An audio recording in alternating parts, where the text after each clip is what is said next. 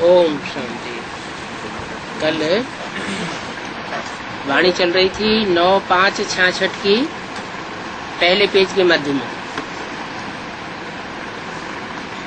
बात चल रही थी। जब तुम बच्चे तमो प्रधान जास्ती बने तो दुख बहुत होता है, और जितना जितना तमो प्रधान बनते जाएंगे उतना दुख रूपी दुनिया बढ़ती जाएगी।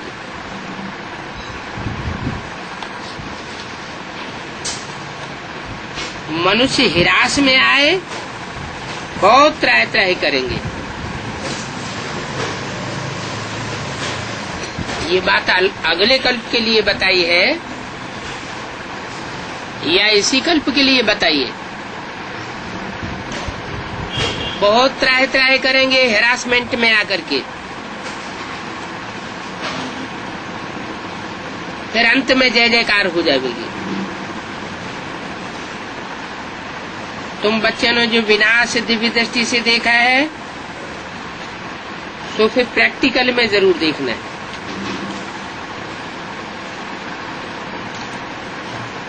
मैंने यज्ञ के आदि में साक्षात्कार और स्वप्न में विनाश की लीला देखी थी,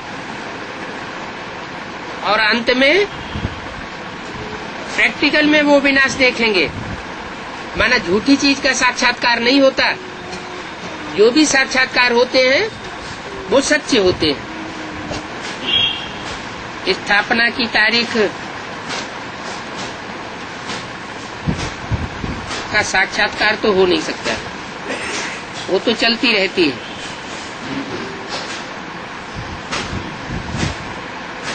स्थापना का साक्षात्कार बहुत बच्चों ने किया है।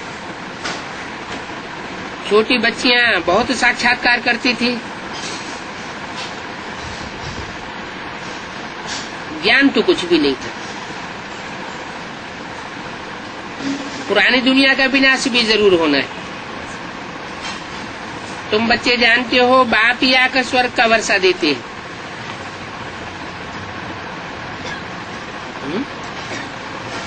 आकर स्वर्ग का वर्षा देते हैं, ऐसे नहीं आते हैं और फिर चले जाते हैं। फिर तुम बच्चे स्वर्ग अपने आप स्थापन करते रहते हो, या ब्रह्मा कुमार कुमारी अपने आप स्थापन करते रहते हैं? नहीं, मैं आकर के स्वर्ग का वर्षा देता हूँ। परंतु फिर बच्चों को पुरुषार्थ भी करना है। ऐसे नहीं कि बाप आकर के वर्षा देते हैं तो पुरुषार्थ करने की दरकार नहीं है। उच्च पद पाने का पुरुषार्थ जरूर करना है। तुम जानते हो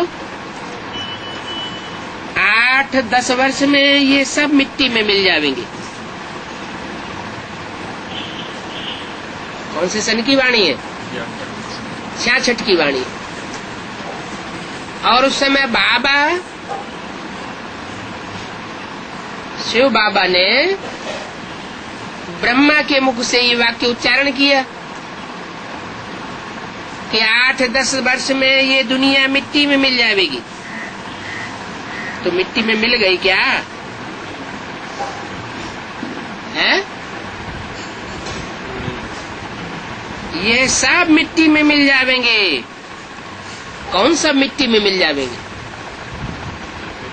कौन मिल गए मिट्टी में? 76 की बात है, बताई। कोई मिले मिट्टी में क्या? कौन है? एक आत्मा मिट्टी में मिल गई है? अरे यहाँ तो मिट्टी में मिलने की बात है। यह सब मिट्टी में, एक आत्मा की बात नहीं। यह सब मिट्टी में मिल जाएंगे हैं?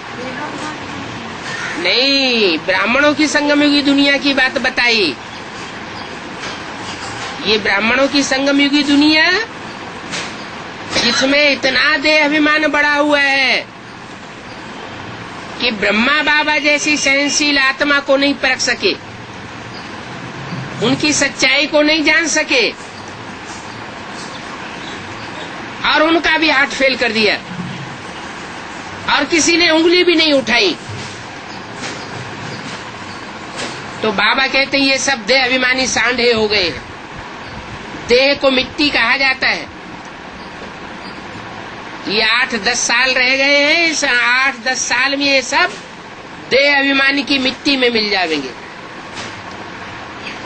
कोई भी पक्का देह अभिमानी नहीं रहेगा, देही अभिमानी नहीं बचेगा। 8-10 वर्ष में ये देह अभिमानियों की दुनिया खलास होने वाली। इसलिए मुसलमान कहते हैं कि जब विनाश होता है तब तक सारी दुनिया कब्र दाखिल होती रहती है। माना जो भी आत्माएं शरीर छोड़ती है उनका कहना है कब्र दाखिल हो जाते हैं, माने मिट्टी में मिल जाते हैं। अब वो बात नहीं है, मिट्टी में कोई आत्मा नहीं मिलती है, लेकिन जो आत्माएं देह अभिमानी हो जाती है उनको कहा जाता है देह अभिमान की मिट्टी में दब गए। तो ब्राह्मणों की संगमी की दुनिया के लिए बताया कि ब्रह्मा के द्वारा जिन ब्राह्मणों की संगमी की दुनिया को उस समय ज्ञान मिल रहा था, वो सतयुगी शूटिंग में तामसी स्टेज पाने के कारण, चौथी अवस्था में पहुंचने के कारण सन 76 में सारे के सारे देह अभिमान की मिट्टी में आ गए।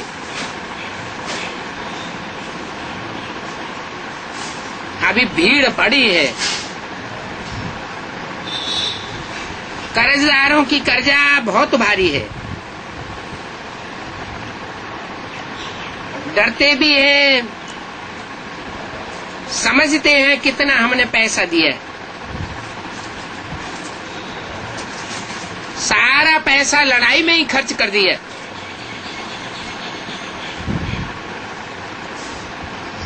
फिर ये हमको मिलेगा कब? ऐसे ऐसे ख्यालात वो लोग करते रहते।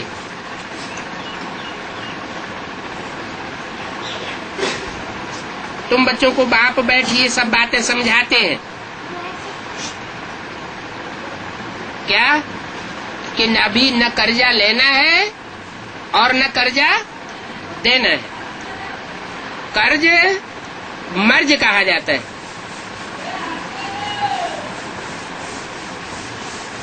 वो थोड़े ही जानते कि अभी बाकी थोड़ा समय है। कर्ज देने लेने की बात ही नहीं। बाप तो कहते हैं मैं तो दाता हूँ, मैं किसी का लेकर के नहीं जाता हूँ। मेरे अर्थ अर्थात ईश्वर के अर्थ जो भी देंगे मैं तुमको यहाँ का यहाँ भी वापस कर दूंगा और 21 जन्मों के लिए इंटरेस्ट भी दे दूंगा। बाप कोई से लेकर के रखते नहीं है, मैं तो तुमको देने आया हूं। बाकी मनुष्य आपस में जो लेन देन करते हैं वो तो सब मिट्टी में मिल जाना है। मनुष्य कहते हैं पतित पावन आओ, आओ क्यों कहते हैं? जरूर आकर के पतितों को पावन बनाते हैं। ऐसे नहीं कि ब्रह्मा के तन में आवे और चले जावे, फिर तुम अपने आप पुरुषार्थ करके पति से पावन बनते रहते हो। नहीं, मुझे आना पड़ता है, आकर के हमको पावन बनाओ कहते हैं ना। मना ऐसे नहीं है कि चले जाते हैं तो जाकर के पावन बन जाते हैं। बाप का चला जाना बना खेल खलास, सारी दुनिया पावन बन जाती है। एक भी मनुष्य आत्मा इस सृष्टि पर पतित रूप में नहीं रह सकती। बाप सबको आकर के पावन बनाते, लेकिन आकर के पावन बनाते हैं। ऐसे नहीं कि मेरी अनुपस्थिति में तुम पावन बन जाते। बाप कहते हैं तुम बच्चे कितने बेसमझ बन पड़े हो। क्या ते अभिमान की मिट्टी में मिल जावेंगे का मतलब क्या हुआ? बेसमझ हुए या समझदार हुए? बेसमझ हुए। सारी ब्राह्मणों की दुनिया ने ये समझ लिया कि ब्रह्मा के तन में बाप आया और चला गया। अब हम अपना पुरुषार्थ जितना इतना करते रहेंगे उतने हम पावन बनते रहेंगे। बाप कहते हैं तुम सब कितने बेसमझ बन गए, पहले तुम कितने समझदार थे। जब समझदार थे, सतो प्रधान थे, तो सात्विक पुरुषार्थ करते थे। अभी तो तमो प्रधान बन पड़े हो। तुम्हारी बुद्धि में भी अब आया है। आगे थोड़ा ही समझते थे कि हम विश्व पर राज्य करते थे। तुम विश्व के मालिक थे। ये 66 में ब्रह्मा के तन में आकर ये बात किससे बोल रहे हैं? तुम विश्व के मालिक थे। ये बात किससे बोली गई है?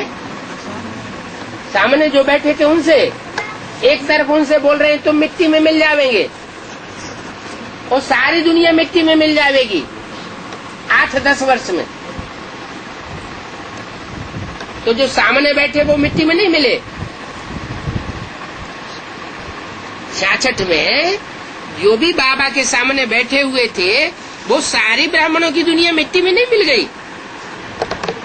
अब मिट्टी में मिल गई तो विश्व के मालिक तुम बन जाएंगे, ये कैसे कहा? माना बाबा कोई बच्चों को इमर्ज करके बोलते हैं। जिन बच्चों को इमर्ज करके बोला वो बच्चे बाबा की तीसरे नेत्र की दृष्टि के सामने हैं और उनको कहा कि तुम विश्व के मालिक बनेंगे। विश्व के मालिक थे और फिर जरूर बनेंगे। हिस्ट्री ज्योग्राफी रिपीट होगी। क्या यज्ञ के आदि में भी तुम विश्व के मालिक थे? जो भी ब्राह्मणों की सृष्टि रची गई उसमें तुम मालिक थे। और अंत में जो 8-10 वर्ष पूरे होने वाले हैं उसमें जो नई विश्व की सृष्टि रची जाएगी उसमें भी तुम मालिक बनेंगे। बाप ने समझाया है। 5000 वर्ष पहले मैं आया था।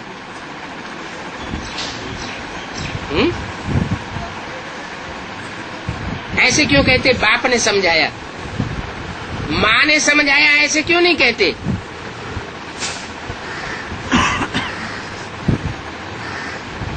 माँ के समझाने की बात नहीं है। बाप माना सुप्रीम सोल बाप, जो राम बाप की आत्मा में आया था। उसने यज्ञ के आदि में भी समझाया था कि 5000 वर्ष पहले मैं आया था। अभी भी मैं समझा रहा हूँ। 8-10 वर्ष पड़े हुए हैं। ये दुनिया खलास होने वाली है। तुम विश्व के मालिक बन जाएंगे। माना ये शूटिंग पीरियड में जो सतयुगी सतो प्रधान शूटिंग से लेकर के तमो प्रधान शूटिंग सन 76 तक होने वाली है वो 5000 वर्ष की जैसे आवृत्ति होने वाली है। जो नई विश्व बननी है उसमें तुम मालिक बनेंगे।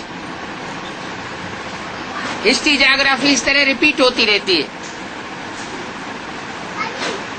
तुमको स्वर्ग का मालिक बनाया था, फिर तुम 84 जन्मों की सीढ़ी उतरते हो। तुम उतरते हो और धर्म में जो कन्वर्ट होने वाली आत्माएं हैं उनको तो 84 जन्म मिलते ही नहीं। ये विस्तार और कोई भी शास्त्रों में नहीं है। शिव बाबा ने कोई शास्त्र पढ़ा है क्या? नहीं। उनको तो ज्ञान की अथॉरिटी कहा जाता है। जो स्वयं ही ज्ञान की अथॉरिटी है उसको मनुष्य गुरुओं की लिखी हुई किताबें पढ़ने की क्या दरकार है? वो लोग भी शास्त्र आदि पढ़ करके शास्त्रों की अथॉरिटी बनते हैं। कौन लोग? वो गुरु लोग। कौन से गुरु लोग? बाहर की दुनिया के नहीं, ब्राह्मणों की दुनिया में भी जो गुरु लोग हैं वो शास्त्र अर्थात कागज के पत्ते पढ़ पढ़ करके शास्त्रों की अथॉरिटी बनते हैं। जो बाबा ने बोला वो थी असली मुरली। उस मुरली को कागज में छपाई दिया गया, उसमें कुछ न कुछ अल्टरनेशन करेक्शन किया गया, वो ही पढ़ पढ़ करके शास्त्रों की अथॉरिटी कहे जाते हैं।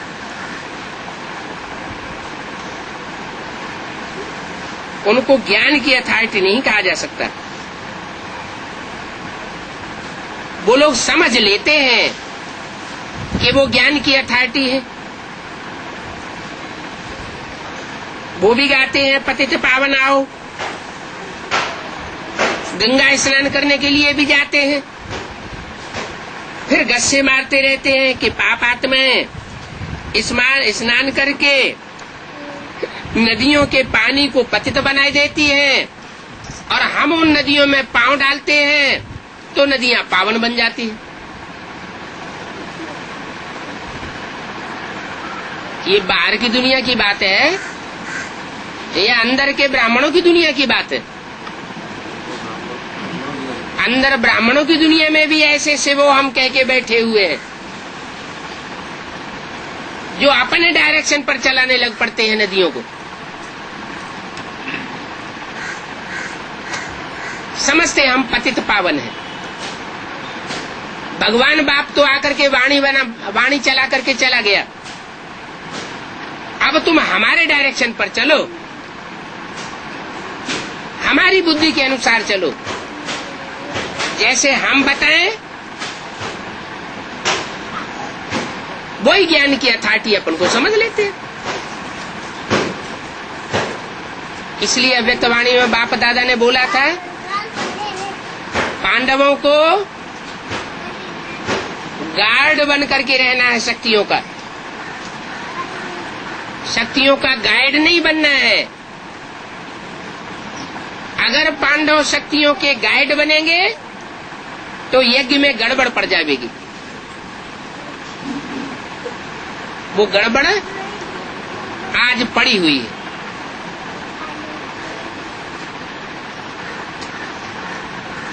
तो वो सन्यासी कहते हैं, वो शास्त्रवादी से वो हम कहने वाले कहते हैं कि हम चरण डाल करके गंगा को पावन बनाए देते हैं। कौन से चरण? बुद्ध रूपी पांव। हम अपनी बुद्ध रूपी पांव से जो दखलंदाजी करते हैं उससे वो पावन बन जाती है। कितना झूठ बोलते हैं। उनकी बुद्धि के अनुसार चलने से तो और ही पतित बनेंगे या पावन बनेंगे। जैसे सारी दुनिया पतित है, पतितों के संग से पतित ही बनते हैं। नियम तो सबके लिए एक ही है। अब इन सबको सजा कौन देवे? जो नदियों के सामने पावन बन करके बैठ जाते हैं, शिवो हम कह के बैठ जाते हैं, नदियों के किनारे जाकर के बैठते हैं, पूजा करवाते रहते हैं, इनको कौन सजा देवे?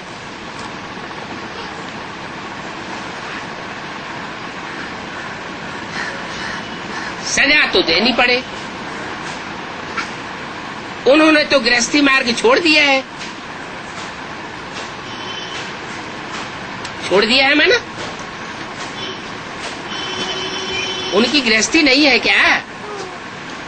ब्राह्मणों की संगमी की दुनिया में जो सन्यासी है उनकी गृहस्थी नहीं है क्या? वो तो कहते हैं हमारा बाप आया हुआ है, हम माँ बाप के बच्चे हैं? कहते हैं, लेकिन प्रैक्टिकल में माँ बाप तो नहीं है।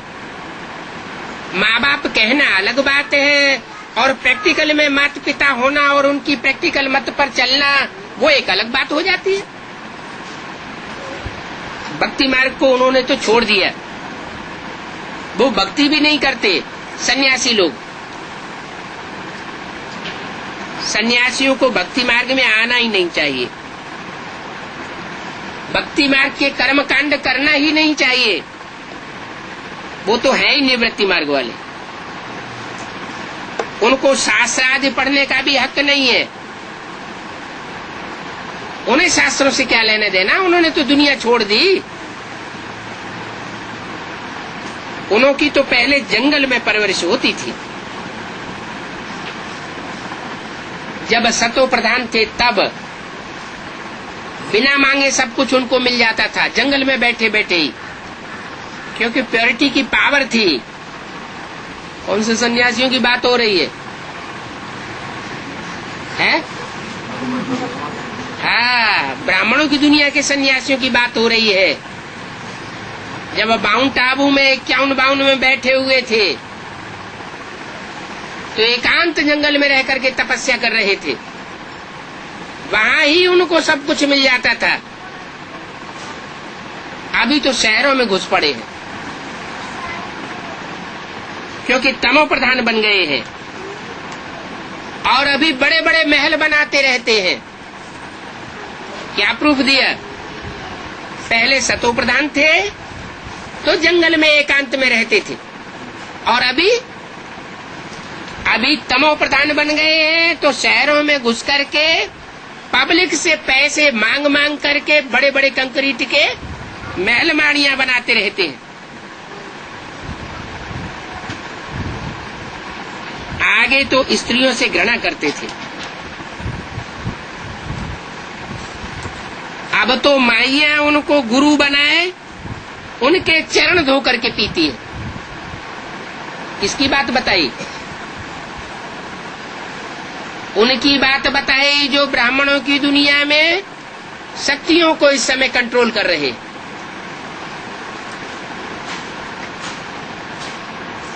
पुरुषों की बात बताई या स्त्रियों की बात बताई? जरूर कोई पुरुष वर्ग में से है। जो न समझने वाली माताएं हैं वो उन पुरुष गुरुओं की पूजा करती रहती है, चरण धो करके पीती है। कितना अंधेर है। बाप कहते हैं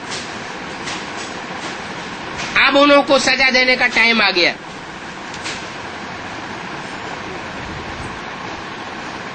मैं अच्छी रीति सजा दूंगा। क्या सजा देंगे? बबूल के डंडे चलाएंगे क्या? बेहद का बाप है तो बेहद की सजा देता है। भक्ति मार्ग में तो समझ लिया है, बाण चलाए, बाणों से घायल किया। कोई लोहे के बाण होंगे? नहीं, यहाँ तो ज्ञान के डंडे हैं, ज्ञान के बाण हैं।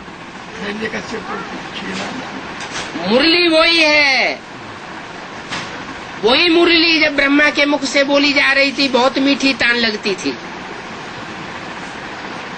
और वही मुरली जो तमो प्रधान हो गए, तमो प्रधान सांढे बन गए, देह अभिमान की मिट्टी में मिल गए, तो सन 76 में वही मुरली ऐसा रूप धारण करती है कि उनको नगाड़े के समान तीखी आवाज वाली लगती है, गड़गड़ाहट वाली लगती है। वो राम के बाण लगते हैं। कहते हैं ना, ये तो ऐसे बोलता है जैसे बाण मारता हो। इसकी वाणी तो ऐसे है जैसे घायल कर देती है। तो किनको घायल करती है और किनको मीठी लगती है? जो बच्चे आत्माभिमानी बने उनको मीठी लगती है। इसलिए मुरली में बोला था, आत्मा रूपी सुई की सारी कट उतरने पर तुम बच्चे डायरेक्ट बाप से सीखेंगे। तो सन 76 के बाद जिन बच्चों ने डायरेक्ट बाप से सीखना शुरू किया उनको वही मुरली मीठी लग रही है, मुरली अनुभव होती है। और जो देहाभिमानी सांडे बन गए, उनको वो तीखे तीखे बाण अनुभव हो रहे। बाप कहते हैं मैं उनको अच्छी रीति सजा दूंगा। एक तरफ परमात्मा नाम रूप से न्यारा कहते हैं, फिर खुद को इसे वो हम कह के बैठ जाते। जब नाम रूप से न्यारा है तो अपन को भगवान समझ करके क्यों बैठ गए? उनका तो नाम रूप सब होता है। किन्हों का? परमात्मा बाप का। फिर भी कहते हैं नाम रूप से न्यारा है। अब नाम रूप से न्यारा होगा तो गीता ज्ञान कैसे सुनावेगा? पतितों को पावन कैसे बनावेगा?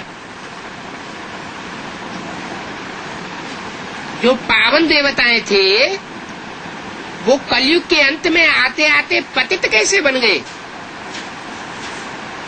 संग के रंग में आने से पतित बन गए। अनेकों के संग के रंग में आकर के दुनिया पतित बनी। तो एक सुप्रीम सोल बाप जो अभोक्ता है, अकर्ता है, सदा शिव है, वो जब इस सृष्टि पर साकार में आता है तो उसके संग के रंग से सारी दुनिया पतित से पावन बनती है। एक के तारे सब तर जाते हैं। अनेकों से दुनिया का पतन हुआ है। अभी देखो कितना अंधेर है। बाप बैठ समझाते हैं, ऐसे भी नहीं कहते हैं कि भक्ति करो, ज्ञान की बातें समझाते हैं। भक्ति करने के लिए नहीं बोलते, और जो भक्ति करते हैं उनको ना भी नहीं कहते। क्यों? जो भक्ति कर रहा है, जिसकी भक्ति में श्रद्धा है, अगर उसको भक्ति करने के लिए ना करेंगे तो न वो ज्ञान उठाएगा और न उसकी भक्ति पूरी होगी। इसलिए भक्ति करने के लिए किसी को कहना भी नहीं है, और जो भक्ति कर रहे हैं उनको ना भी इनकार भी नहीं करना है। बाप बैठ समझाते हैं कि किसी में भक्ति भी न हो और ज्ञान भी न हो तो बेचारे दोनों जहान से चले जाएंगे। भक्ति मार्ग से भी गए और ज्ञान मार्ग से भी गए, नास्तिक बन जाएंगे। तुम कहते हो जो बाप को नहीं जानते वो नास्तिक है। वो लोग कहते ये तो भक्ति नहीं करते इसलिए नास्तिक है। भक्ति में तो अंधश्रद्धा सिखाई जाती है। बाप आकर के अंधश्रद्धा नहीं सिखाते। बाप तो कहते हैं तुम भक्ति के कर्मकांड भले मत करो, करने की दरकार नहीं है, सिर्फ मैं जैसे चलाना चाहता हूं वैसे चलो। ज्ञान की बातों को सुनो, दूसरों को सुनाओ, खुद आचरण करो और दूसरों को आचरण कराओ।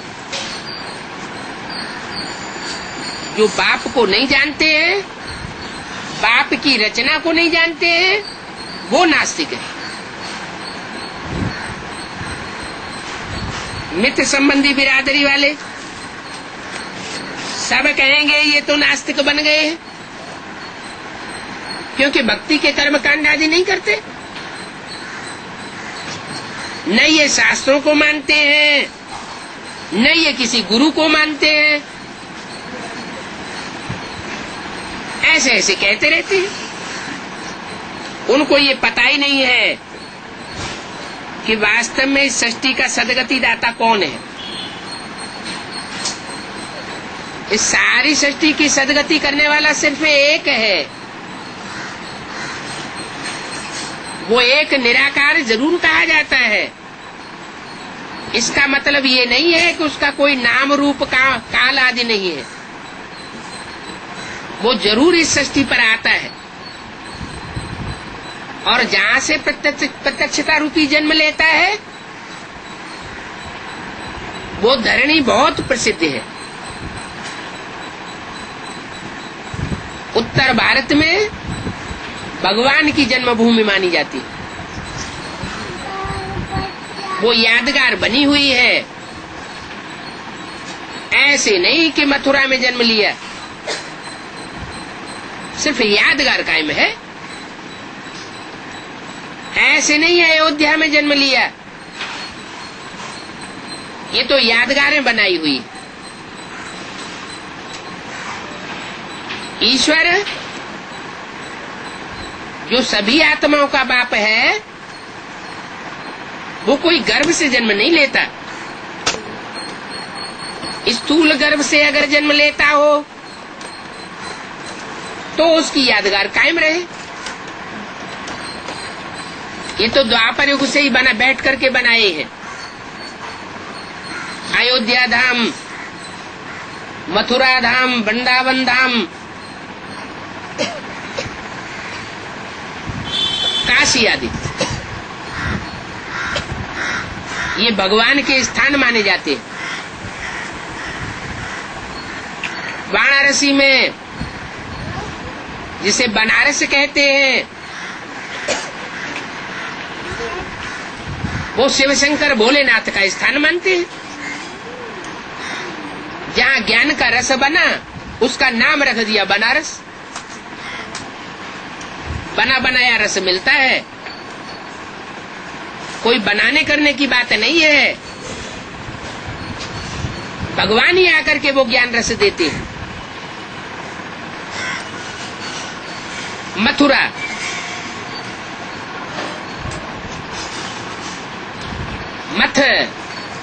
मथने को कहते हैं मथ। जैसे दही को भिगोया जाता है तो कहते हैं मथ।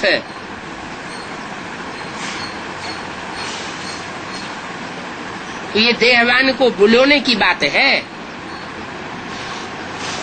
ये देहभान जब भिगोया जाता है तो मक्खन अलग हो जाता है। बुद्धि जो है वो स्वतः ही चलने लग पड़ती है।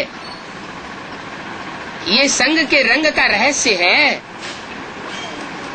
श्रेष्ठ का संग करेंगे तो श्रेष्ठ स्थिति बनेगी। कोई भ्रष्ट मनुष्य आत्मा का संग करेंगे तो भ्रष्ट स्थिति बनेगी। इस सृष्टि पर परमात्मा बाप आकर के ऊंचते ऊंचे पार्ट बजाता है। जिस मनुष्य तन में प्रवेश करता है मुकर्रर रूप से, वो हीरो पार्टधारी कहा जाता है। अब हीरो पार्टधारी की जो संपर्क संसर्ग में आवेंगे, संबंध में आवेंगे, वो तो जरूर ऊंचा आत्माएं ठहरी, क्योंकि संग का रंग लगता है। संग तारे कुसंग बुरे कहा जाता है। जैसे अन्न दोष काम करता है, ऐसे ही संग दोष भी काम करता है। तो बाप कहते हैं मैं तुमको पावन बनाता हूं। सारी दुनिया के संग के रंग से तुम पतित बनते हो, इसलिए मैं आकर के कहता हूं सिर्फ मेरे को याद करो और कोई के साथ बुद्धि का योग न लगाओ। उनको तो ये पता नहीं है कि बाप ही आकर के पति से पावन बनाते हैं। दुनिया में तो उल्टा ही धंधा लगा पड़ा है। कलयुग अंत में बाप भी बच्ची को पतित बनाए देते हैं, गुरु भी अपने चेलों को पतित बनाते हैं, टीचर नहीं बनाते, वो तो पढ़ाते हैं। ये बाप भी कहते हैं मैं तुम्हारा टीचर हूं, मैं तो तुमको पढ़ाई पढ़ाता हूं, समझाता हूं, कौन सी पढ़ाई पढ़ाता है? कौन सी बात का टीचर है? जो गीता सुनाई, जो ब्रह्मा के मुख से गीत गाया, उस गीता अर्थात उस कविता का ही अर्थ बैठ करके मैं तुमको समझाता हूँ। टीचर का काम होता है जो भी टेक्स्ट बुक होती है उस टेक्स्ट बुक को समझाना, क्लैरिफिकेशन देना, हिज्जे हिज्जे करके समझाना। तो वो टीचर का कार्य मैं करता हूँ। मैं तुम्हारा बाप भी हूँ, टीचर भी हूँ और अंत में सदगुरु भी बनता हूँ, सदगति करता हूँ। काहे की सदगति पहले होती है? शरीर की सदगति पहले होती है या मन बुद्धि रूपी आत्मा की सदगति होती है? पहले मन बुद्धि रूपी आत्मा निर्मल बनती है। इसके लिए चाहिए ईश्वर का ज्ञान। ज्ञान को जल कहा जाता है। जैसे स्थूल जल से स्थूल कपड़े धोए जाते हैं, मैल माटी साफ कर देता है, ऐसे ये ज्ञान जल है आत्मा के लिए। ये शुद्ध ज्ञान जल चाहिए। इसमें मनुष्य मत की मिक्सरिटी नहीं होनी चाहिए।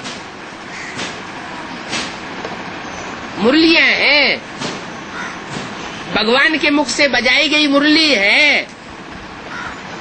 अगर उसमें किसी प्रकार की मिक्सरिटी हो गई, उसमें कुछ मनमत मिक्स कर दी या वाणी की कटिंग कर दी,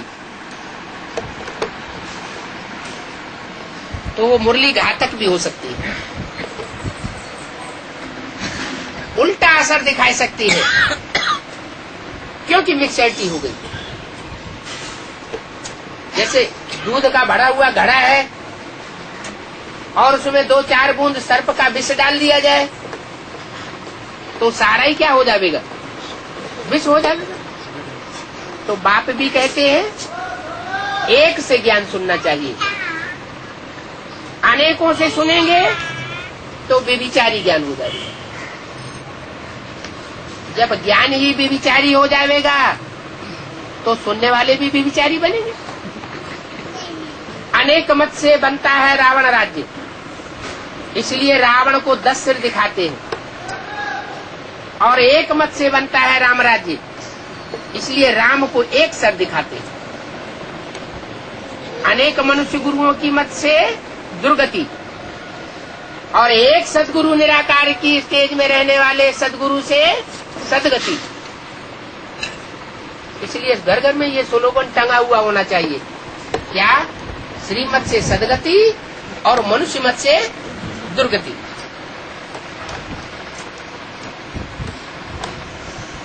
तो बताया ये बाप कहते हैं मैं टीचर हूँ, तुमको पढ़ाने के लिए आता हूँ। ऐसे नहीं हम पर कृपा कर दो। स्कूल में कोई टीचर से कहता है? कोई बच्चे कहते हैं हे टीचर हम पर कृपा कर दो? कृपा की बात ही नहीं।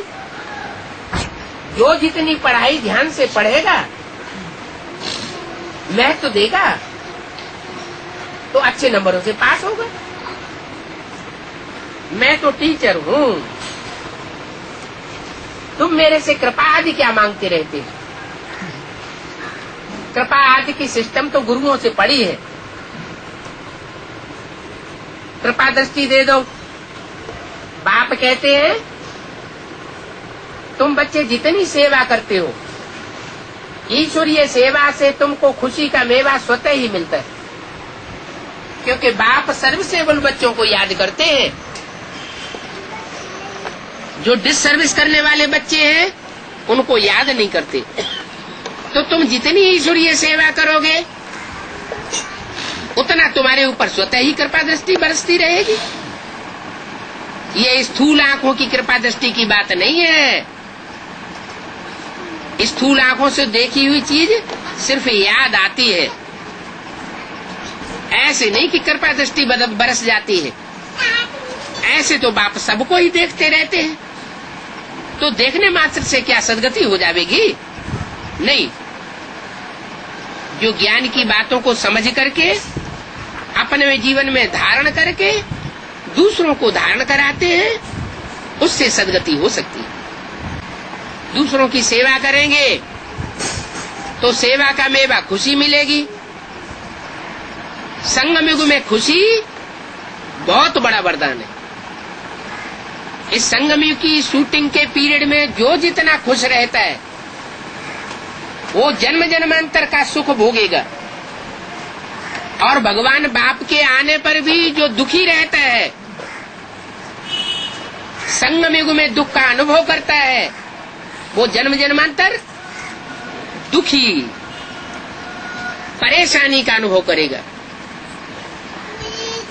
21 जन्म का तो वर्षा मिलता ही मिलता है, उसमें कोई तराप नहीं होती। लेकिन जब द्वापर युग आता है, दूसरे दूसरे धर्म पिताएं आते हैं, अपनी अपनी मत देने लग पड़ते हैं, तो उनके प्रभाव में आने से मनुष्य आत्मा दुखी होने लग पड़ती है। तो अभी शूटिंग हो रही है, चाहे जन्म जन्मांतर का सुख का भंडार बढ़ा लो और चाहे दुख का भंडार बढ़ा लो। 3 धाम है, सुखधाम, शांति धाम और दुख धाम। कोई आत्माएं जन्म जन्मांतर शांति धाम का अनुभव करने वाली बनती है, कोई आत्माएं जन्म जन्मांतर सुख धाम का अनुभव करने वाली बनती है, और कोई आत्माएं ऐसी भी ब्राह्मणों की संगम की दुनिया में है जो दुख धाम का अनुभव करती है। जो दुख धाम का अनुभव करती है वो जरूर उनकी नजरों के सामने कौन रहता होगा?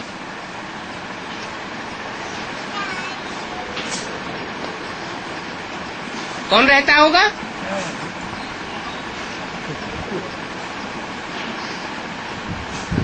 दुख देने वाले का संग किया होगा ना। जो कमजोर होता है वो दुखी होता है, और जो पावरफुल होता है वो सुखी रहता है।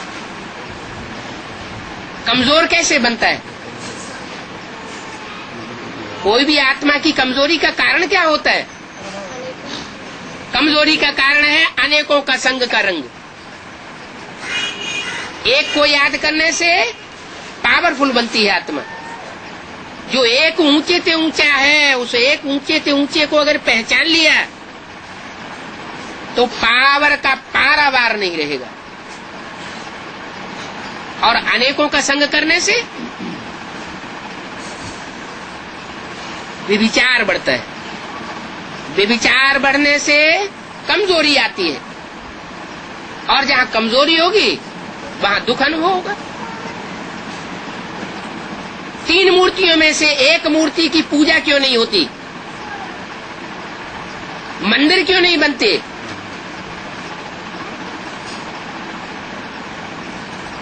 कारण कोई होगा ना। क्या कारण है?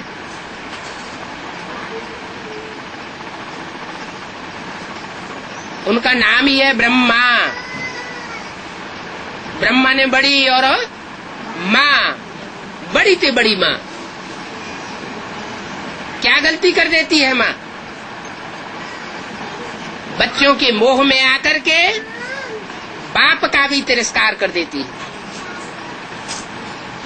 बाप के कंट्रोल से भी बाहर हो जाती है, तो माँ दुखी होती है। ऐसी दुनिया बनाने के निमित्त बन पड़ती है जहां माँ को वर्षा ही नहीं मिलता। ये तो अभी बाप आए हैं तो ईश्वरी गवर्नमेंट में ने भी ये नियम बना दिया है कि माता को भी प्रॉपर्टी का हिस्सा मिलना चाहिए।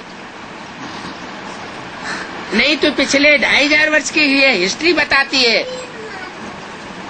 माँ बनती है, बच्चे को 9 महीने पेट में पालन करती है, परवरिश करती है, बच्चा बड़ा हो जाता है, उसका सहन करती रहती है। माँ बाप के कंट्रोल में रहती है तब भी सहन करती है, पति के कंट्रोल में रहती है तब भी सहन करती है, और पति खुदा न खास्ता चला जावे, शरीर छोड़ देवे, तो बच्चों के कंट्रोल में रह करके दुखी होती है। एक जन्म में स्त्री बन करके माता बनना पड़ता है और एक जन्म में पुरुष बन के पिता बनना होता है। एक ही आत्मा स्त्री भी बनती है, एक ही आत्मा पुरुष भी बनती है। कोई आत्मा ऐसा पुरुषार्थ करती है कि ज्यादा जन्मों में पुरुष चोला धारण करती है, और कोई आत्मा ऐसा पुरुषार्थ करती है कमजोर कि ज्यादा जन्मों में स्त्री चोला धारण करती है।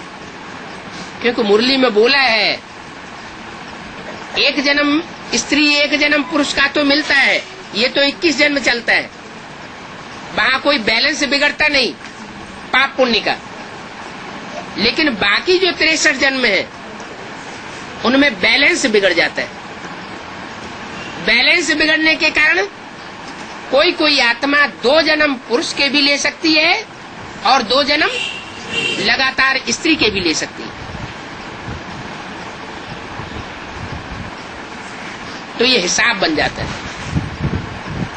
इसलिए रोना रोने की बात नहीं है कि मैंने स्त्री चोला क्यों लिया, बल्कि बाप तो कहते हैं स्त्री चोला लिया तो बहुत अच्छे, क्योंकि बाप की छत्र छाया विशेष किसको मिली हुई है?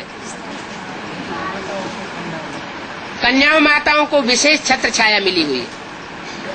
कन्याओं माताओं को सरेंडर किया जाता है, भाइयों को सरेंडर नहीं किया जाता, क्योंकि ये तो बहुत बड़ी पार्शलिटी है, पक्षपात है।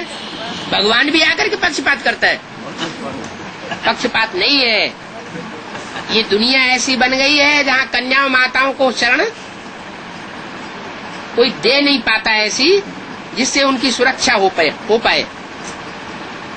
बाप ही आकर के उनको सुरक्षा देते हैं, और कन्याओं माताओं को ही आज की पतित दुनिया में सुरक्षा की जरूरत है। पुरुषों को सुरक्षा की क्या जरूरत? इसलिए शास्त्रों में बैलपाल कन्हैया गाया हुआ है या गौपाल गाया हुआ है? गौपाल कन्हैया गाया हुआ है।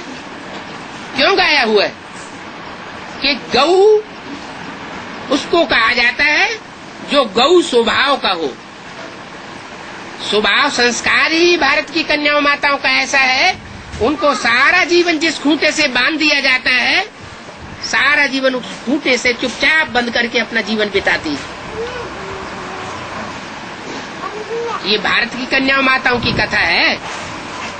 इसलिए कथाओं में शास्त्रों में लिखा हुआ है कि धरणी माता पर जब पाप का बोझा बहुत बढ़ गया तो उस धरणी माता की सुरक्षा करने के लिए भगवान को आना पड़ता है।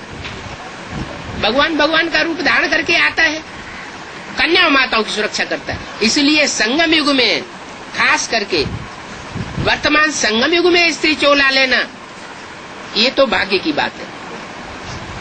चाहे वो माताएं बांधेली हो, चाहे वो माताएं निर्बंधन हो, और चाहे वो कन्या हो। कन्या है तो और ही अच्छा, पवित्र होती है, निर्बंधन होती है। माताओं को तो बंधन में बंधना पक्का हो गया, क्योंकि शादी की है, जिसके साथ शादी का कंगन बांधा है उसके अंडर में चलना पड़े। लेकिन बाप कहते हैं कोई बात नहीं, मन को तो कोई नहीं बांध सकता, और मनसा सेवा ही सबसे बड़ी सेवा है। मनसा के द्वारा ही सृष्टि परिवर्तन होगी। तन से भागदौड़ की जाती है, वाचा से भाषण किया जाता है। अभी तक ब्राह्मणों की दुनिया में कितनी भागदौड़ हुई, कितनी भाषणबाजी हुई, भारत का और दुनिया का परिवर्तन कितना हुआ। इसलिए बोला कि मन के मौन से नई रंगत निकलेगी। क्या? जब हर तरीके से थक जावेंगे, तन से भी थकान हो जाएगी, वाचा से भी थकान हो जाएगी, तो एक मन ही आसरा रह जाता है। और मन जब एक को पकड़ लेता है, एक की पावर को पहचान लेता है तो उस याद में मस्त हो जाता है। और वो याद अव्यभिचारी याद होनी चाहिए जो कमाल करके दिखावेगी। जो बहुत दुखी होता है वो बहुत याद करता है। कहते भी है दुख में सुमिरन सब करें, सुख में करे न कोई। जो पावरफुल होता है उसको किसी का आधार लेने की दरकार नहीं। और जो कलयुग के अंत में आकर के अबला कहा जाता है, कन्याएं माता ही अबला कही जाती, तो उनको भगवान आकर के शेल्टर देता है, शरण देता है। गोवर्धन पहाड़ गाया हुआ है, शास्त्रों में जो भी नाम है काम के आधार पर है। गौ माना कन्याएं माता है। उन्होंने तो जानवर गऊओं को समझ लिया है कि भगवान ने आकर के जानवर गऊओं को चराया। नहीं, ये भारत की कन्याएं माताएं ही गऊ के मुआफिक है। उन कन्याओं माताओं को इकट्ठा करके एक पहाड़ जैसा बना लिया। पापों का पहाड़ उनके सर पर चढ़ा हुआ है। जन्म जन्मांतर की दुखी माताएं, कन्याएं, उनको आकर के भगवान संगठित करता है।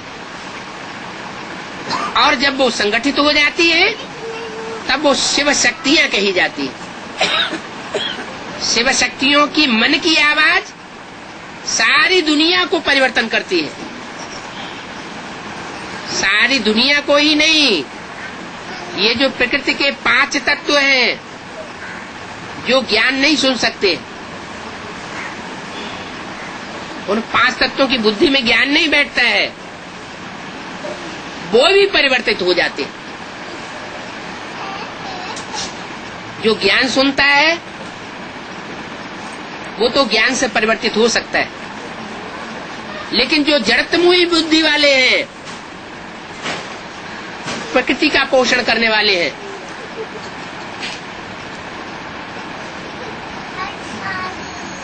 वो कैसे परिवर्तित होंगे? उनके परिवर्तन के लिए मनसा की पावर चाहिए, वाइब्रेशन चाहिए। वो वाइब्रेशन कन्याएं माताएं संगठित होकर के दे सकती है। पुरुष तो अपने चोले से तंग है, उनको तो टाइटल दे दिया पुरुष सारे ही दुर्योधन दुशासन। एकांत पाए करके अपनी करनी से चूकते नहीं है। कन्याएं माताएं चाहें तो स्वर्ग की गेट खोल सकती है, सुखधाम का गेट खोल सकती है और खोलेंगी। इसलिए माता गुरु गाया जाता है। मुरली में भी बोला है, माता गुरु बगैर उद्धार हो न सके। सबसे बड़ी माता है प्रकृति माता। पुरुष और प्रकृति का ही सारा खेल है। जो पुरुषों में परम पुरुष है और प्रकृति के 5 तत्वों में जो संघातमयी महाजननी है, कोई कलयुग के अंत में आकर के पल्यूट हो जाती है, जिसका नाम रखा गया है ज्ञान में गीता। गीता माता पूरी खंडित की हुई है। उसको दूसरे शब्दों में कहा गया है रावण की जेल में है। तो राम का घर कैसे बनेगा? सीता कहो, गीता माता कहो, बात तो एक ही है। वही रावण की जेल में है। तो अयोध्या में वो राम जन्मभूमि में राम का मंदिर बनाना चाहते हैं। मंदिर कहो, घर कहो, घर घर की धरित्री बनाएगी। ये आज की तमो प्रधान दुनिया के मनुष्य बनाएंगे। घर बनाने वाला कौन होता है, बिगाड़ने वाला कौन होता है? घर की धरणी के लिए कहते हैं घर की धरणी अच्छी हो तो घर स्वर्ग बन जाए, और घर की धरणी अगर बिगड़ी हुई हो तो घर नरक बन जाए। ये सारी सृष्टि हमारा कुटुंब है। कुटुंब नरक भी बनता है। जब वो महाकाली का रूप धारण करती है तो खून खराबा ही खून खराबा सारी सृष्टि पर हो जाता है। जितने भी आसुरी संस्कार हैं वो सब मिट जाते हैं, श्रेष्ठ आत्माएं बची रहती हैं। उनको कहा जाता है सूर्यवंशी, पावन आत्माएं, जो नई सृष्टि में नया जन्म लेकर के विश्व का संचालन करती। अभी वो दुनिया आने वाली है। बाप कहते हैं अभी इस अंतिम जन्म में ऐसा पुरुषार्थ करना है जिससे कोई ऐसा संग का रंग न लगे जो हम फिर से पीछे की ओर चले जाएं। हम उल्टी सीढ़ी चढ़ के ऊपर चढ़ रहे हैं। कलयुग से सतयुग में जाना है तो हमारे वाइब्रेशन ऊंचे उठने चाहिए। घड़ी घड़ी मन को चेक करना है, दृष्टि को चेक करना है कि हमारी दृष्टि और वृत्ति पतित बन रही है या पावन बन रही है। हमारे स्वप्न सात्विक स्वप्न हैं या तामसी बन रहे हैं। ऐसे तो स्वप्न आना ही नहीं चाहिए, क्योंकि समय की वैल्यू का अगर पता है तो 4-5 घंटे की सॉलिड नींद होनी चाहिए। स्वप्न होना ही नहीं चाहिए। व्यर्थ संकल्प आते हैं तो व्यर्थ स्वप्न भी आते हैं। समर्थ संकल्प आवेंगे तो स्वप्न भी अच्छे अच्छे आवेंगे, और निराकारी स्टेज बनेगी तो निर्विकारी आत्मा निरहंकारी पने का अनुभव भी करेगी और दूसरों को भी कराएगी। फिर स्वप्न आना बंद हो जाएगा। ओम शांति।